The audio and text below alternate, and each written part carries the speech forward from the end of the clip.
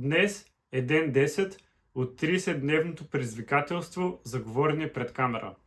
Целта на това предизвикателство е да говоря всеки ден между 5 и 10 минути на различни теми и да качвам видеята в YouTube без никаква обработка, за да видя своя реален прогрес на края на това предизвикателство.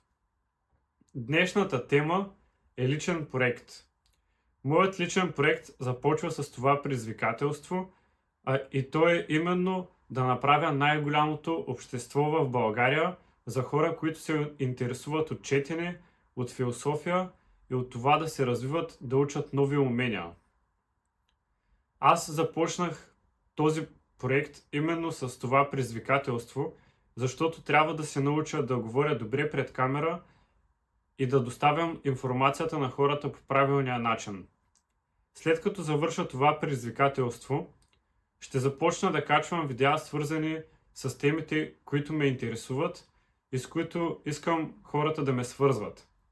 Смятам да направя Instagram страница, в която да споделям неща за литература, неща за различните автори, също как да се научим да комуникираме по-добре, лайфхакове от книги, които съм чел, те подобни неща. Също искам да не е толкова сухо, ще има и доста мемета, които аз гледам, мемета за книги. Не искам да е нещо сухо, искам да е нещо различно. Искам да е едно място, където хората, които четат, могат да научават нещо ново, но и да се забавляват, дори и с мемета за книгата "Престъпление и наказание", макар че въобще там няма нищо смешно, но от всяко едно нещо можем да изкараме нещо забавно, нещо, което да ни оправи деня. И това е моят личен проект, върху който работя.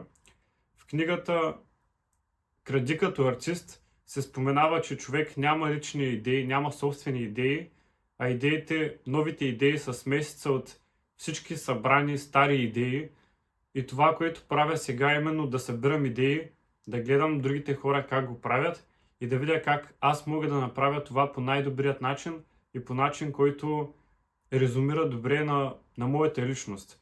А именно, аз не искам да бъде нещо сухо, не искам да бъде и нещо пък супер забавно и просташко, затова ще смесим двете неща и ще се опитаме да вземем максимално много и от двете неща.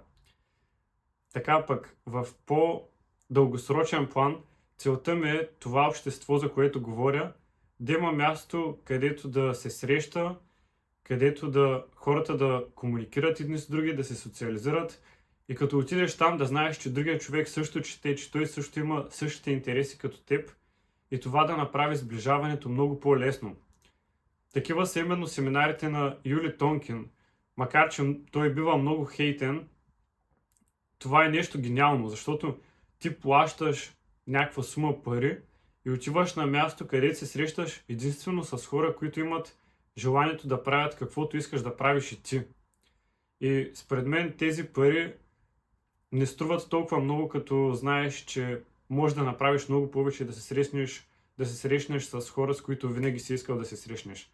Дали, в моя случай няма да е нещо такова, по-скоро ще бъде нещо като кафе, с библиотека, с различни събития за четене, за литература, дори workshop-ове на разни различни теми, които да ви помогнат да подобрите себе си, примерно за говорене пред камера или някое друго умение, което в бъдеще развия и ще бъда компетентен да го покажа по-добре.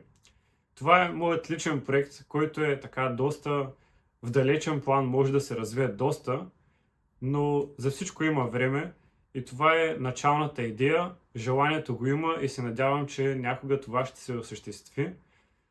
Днешната тема е така доста ограничена и нямам какво толкова да кажа и не мисля, че направих по-малко от 5 минути говорене, но каквото такова, все пак има и такива дни и затова ще сложа край на това видео тук.